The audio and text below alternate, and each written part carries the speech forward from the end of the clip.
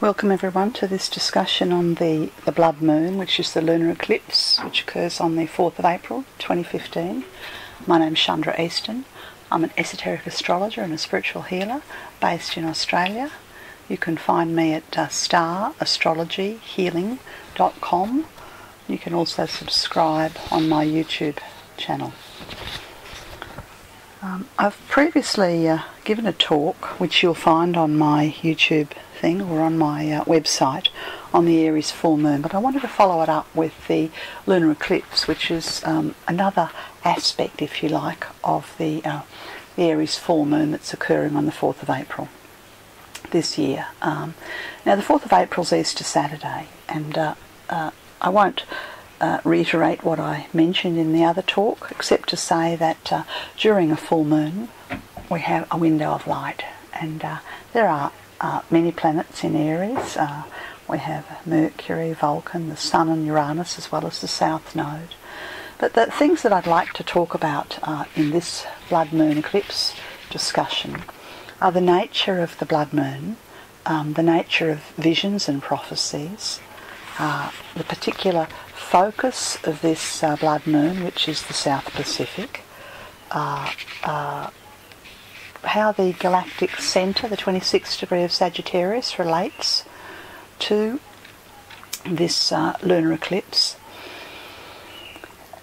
the calamity that potentially could occur, and some of the positive things that I see around this time, as well as a reminder to live simply, that others may simply live. Now, a lunar eclipse is like, let's call it the minute hand, where a solar eclipse is the hour hand. So this presentation on the blood moon and the presentation on the Aries full moon, they are part of the much bigger picture, which you'll find in the talk on the great year ends, on the most recent total solar eclipse that's occurred in the last degree of Pisces. Okay, now one of the things that I've used, I've been an astrologer for a long time, nearly 40 years, and one of my favourite tools is the Sabian symbols. And the Sabian symbols were given to humanity by Mark Edmund Jones, and there's a symbol or an allegory, a word picture for every degree of the zodiac, and so I'll be using these throughout this talk. Now the nature of a blood moon is that the light of the sun is hidden behind the moon, and viewed from Earth, the sunlight refracts around the Earth's circumference. Beg your pardon. So yeah, my astronomy is not that great, but the hidden light of the sun, it refracts around the circumference of the Earth, and so effectively when the moon turns blood red, what we are seeing is every sunrise and every sunset in the world all at once. Now, blood moons are not unusual. We generally have 4 a year, but they're not all a total lunar eclipse. We have lunar eclipses, but a total lunar eclipse, it gets our attention more, and when it's falling immediately after a total solar eclipse, then we have, it's like 2 exclamation marks in the heavens. There's been a lot of discussion around the nature of the blood moons of 2014 and 2015, and NASA discussed this in terms of when there are 4 total lunar eclipses in a row. They're referred to as a tetrad. That's 4, I think, a tetrad of lunar eclipses, and 4 of these blood moons in a row have been discussed greatly, as in terms of how they pertain to the end of the age of Pisces and the beginning of the age of Aquarius, the end of the great year, the beginning of the new year. They've been discussed lots from a biblical perspective. They've been discussed from a Hopi Indian perspective. I'm just simply discussing them from an astrological, esoteric astrology perspective, but also, I should say, I'm a visionary, clairvoyant, and I commonly get visions. One of the difficulties with having visions is that the time frame for a vision is, look, it can be tomorrow, it can be a decade, it can be half a lifetime away. So the timetable for a vision is unknown, and I'll be talking about some of the visions that I've had during my meditations and as I've contemplated this chart of the blood moon. Now, as I mentioned, there are 4 total lunar eclipses in a row. I had the dates somewhere. Let me see if I can find where I've put them. Where did I put them? Haven't typed that in here. Okay, so one of them was, I think it was something like the 15th of April 2014. That was the first one. That may not be quite the 15th, but around about there. There was one in October 2014. There's one very soon on the 4th of April, Easter Saturday. That's the third in the series. And the 4th of the blood moons will be on the 28th of September 2015. So you could say that this 2-year period that we're in the midst of has exclamation marks that we on Earth need to pay attention to. Okay, so I'll just explain to you. I generally don't talk a great deal about the blood moons because, as I said, they're like the minute hand pertaining to the hour of the solar eclipse, so I generally don't focus on them particularly, but I've had some very profound visions in the last couple of weeks, and I'll talk about that. One of the visions that I had was I was meditating with a good friend on the day of the total solar eclipse recently, and I had an image of the moon, and the face of the moon was red, blood, and from the face of the moon was dripping what looked like blood, and it was leaking, pouring down to the earth, and the blood that was coming from the heavens, leaking down from the heavens to the earth, it left stains of blood on the snow. Now, NASA tell us that the light of the moon is every sunrise and every sunset occurring all around the world all at once. And I know that to be true, but nevertheless, I had this vision of the blood from the moon. The moon represents the personality or the ego, and the reflected or the hidden light of the sun, which is the light of the soul, and the personality or the ego was bleeding onto the earth. And then I heard the earth, the whole earth, and all of her lands crying. Deep, deep, pitiful crying and wailing. And then across the face of the blood moon, I saw the wild geese flying. And I knew that they were flying towards the new day that's dawning on Earth, this is the new great year and the age of the heart, the age of Aquarius that's coming. And following this image, then I saw wind and rain and cyclonic devastation roaring through the South Pacific, from New Guinea, through the Solomons, through Fiji, and I saw that the South Pacific Islands were destroyed. Then I noticed massive waves heading towards the Australian coastline and towards New Zealand, and I could see that New Zealand was receiving oceanic invasion and tectonic activity. And then I heard the words of the angelic host, and they called, "Flee, flee, flee." So you might say this is a fairly disturbing vision. And as I've pointed out, could be entirely allegorical, could be entirely symbolic, could be for, years, decades, centuries to come. That's for you to contemplate. Yes. Okay. So then when I was looking again, so because of this because of this profound meditation, I decided that I would unusually do the chart of the blood moon, which is occurring on the full moon, the Aries full moon, to see which part of the earth the shadow was focused upon. We refer to that as the path of Umbra. Well, I was quite shocked when I cast the chart and looked up the NASA website to discover that the central focal point for this third in the tetrad of blood moons was the Solomon Islands. And again I remembered the angels and the wild geese, flee, flee, flee, and the wild geese flying. Yes, now I'll talk a little bit about the Solomon Islands. They received independence in 7th of July 1978. They are east of New Guinea, and it is the world's largest raised coral atoll. There are 6 major and approximately 900 smaller volcanic islands, coral atolls and reefs. At least 300 of these are inhabited, and the land of the Solomon Islands stretches for 900 miles.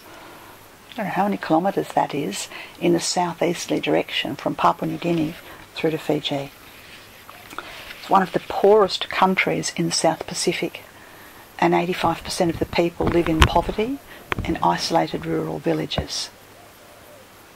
So one might ask, what God, what force, what power would send devastation in the form of hurricanes and cyclones to the Solomon Islands, such a poor new nation in the South Pacific?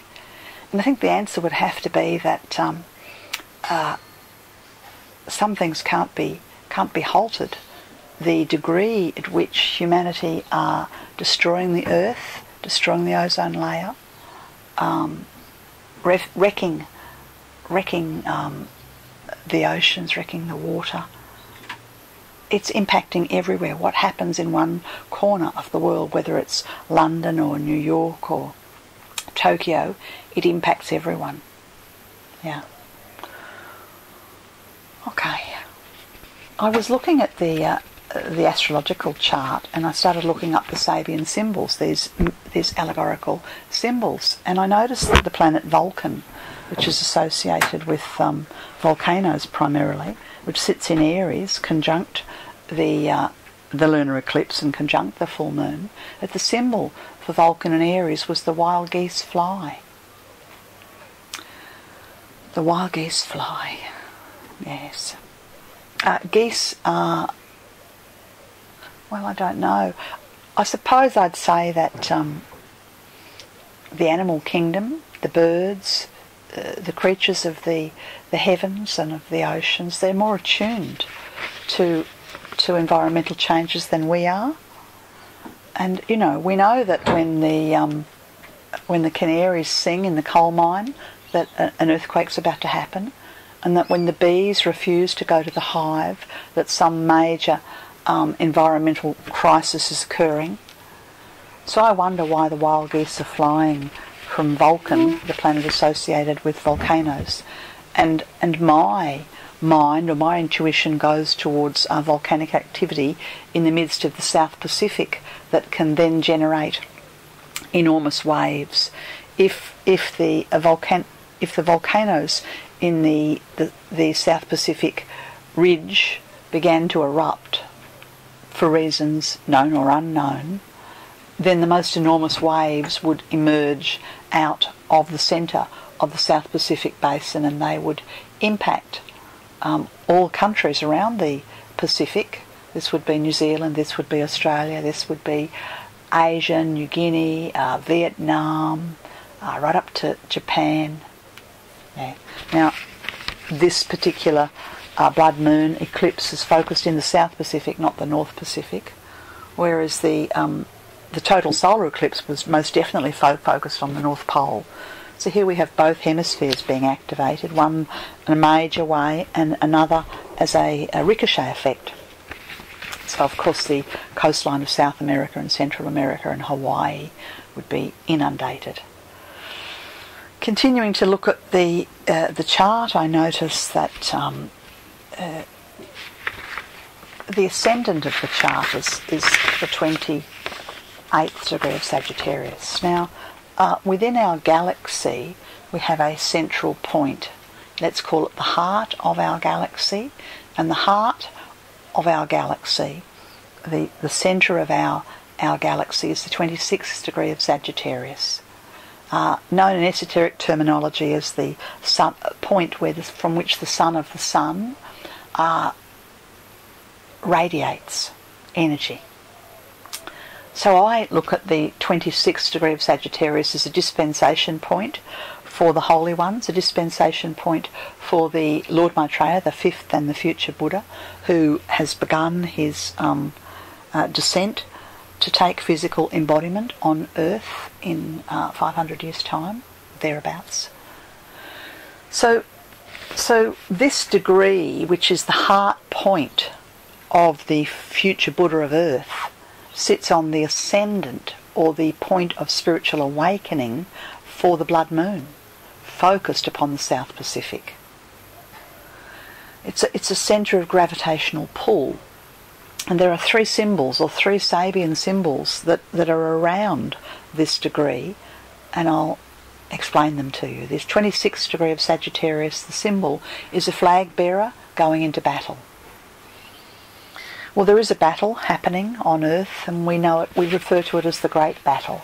And it's the battle between the forces of restoration, the forces of righteousness, the hearts of those who would see a peaceful society on Earth, against the forces of darkness, those who would see materialism and selfishness triumph.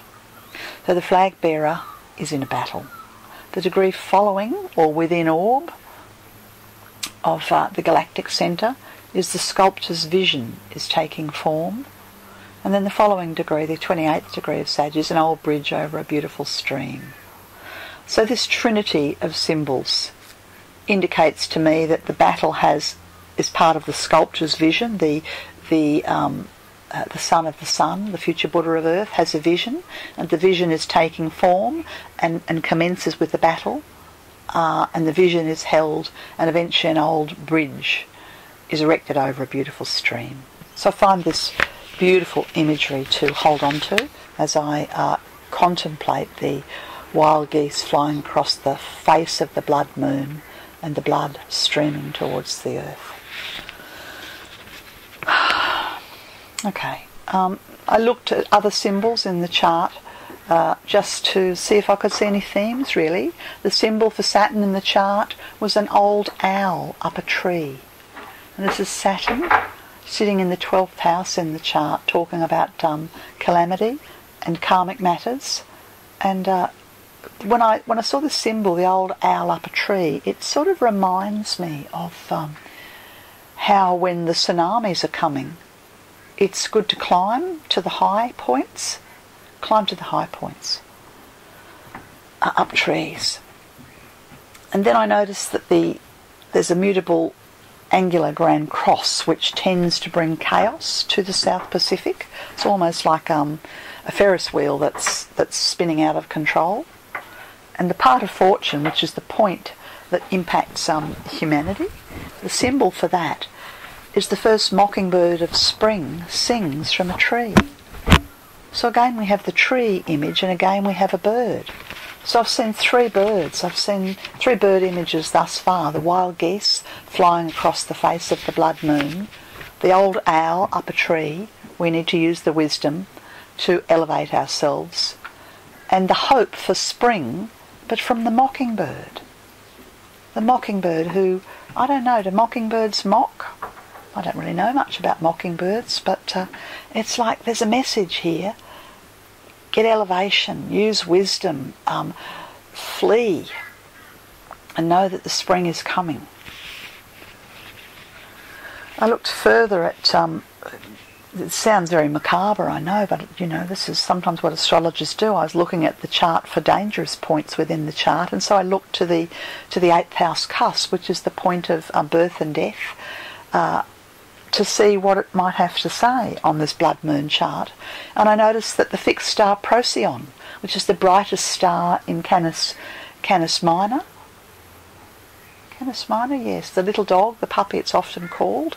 This is the 25th degree of Cancer, and this star, Procyon, is associated with violence and disasters and a need to use wisdom to move through violence and disasters. So I was having trouble finding portents of hope symbolically in the chart.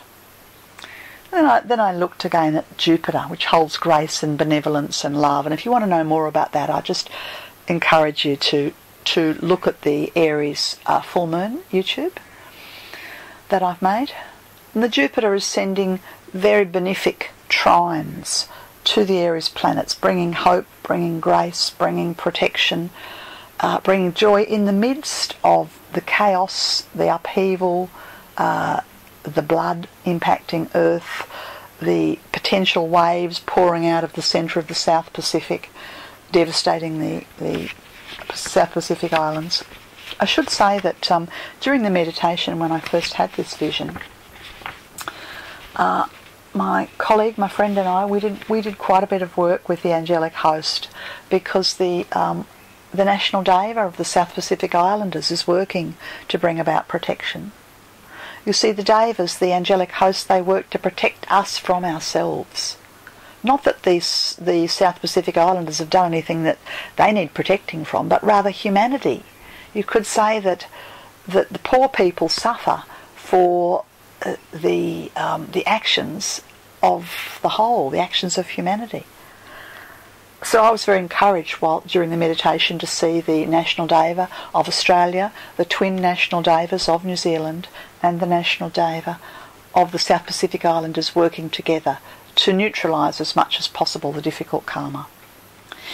I continued to look at the symbols in the chart, and I noticed that Venus in Taurus, which holds a protective energy, has a beautiful, and again, another bird symbol. And the symbol for Venus in Taurus is the white dove over troubled waters.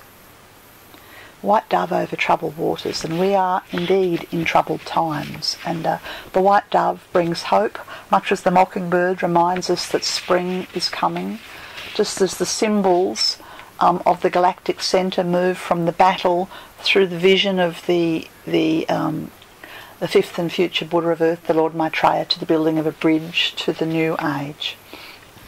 Beautiful, beautiful imagery of the white dove over troubled waters. And our meditation for me on that day, when I was meditating on the solar eclipse, it focused around the gathering of the tribes, and I continue to see this imagery, and I get this calling that we are the ancient ones who were prophesied in days of old, and we are here again to protect and to complete and to uplift and to heal and to build communities, and the prophecies of the Hopi Indians that the time is now. And the First Nation people gather, and we are urged to follow the medicine path, to fulfill the prophecies, to watch as all that is transient falls away. I don't know whether it was Sitting Bull or one of the Native American chiefs who said that the white man would soon realise that you can't eat paper. Yeah? And the Sioux Nation, they maintain their hope through the ghost dancing, and we need to unite and connect within communities and closely with the earth, and bring forth the song of the new earth, and bring forth new ceremony, and bring forth the pipe of peace, and bring forth the drums of action. And we need to send our loving intent to the First Nation people of the northern polar caps, polar regions, who are working to stabilise the North Pole, and we need to send our loving support and prayers to the Southern Pacific Islanders, for whenever it is that the Pacific Ocean rises up out of its bed and inundates all before it. Thank you for taking the time to listen. Sobering words, I know. Please also be aware that I've recently uploaded a meditation called, what did I call it? Can't remember now. I think, well, it's a meditation to do with the new day dawning on Earth. I've forgotten what I called it. You'll find it under Chandra Easton's YouTube subscriptions. Stay tuned. Continue to live in light and bring down heaven to your corner of the earth. You can subscribe through my website, starastrologyhealing.com, or you can connect with me through Soul Centered Astrology and Spiritual Healing on Facebook. Bye for now.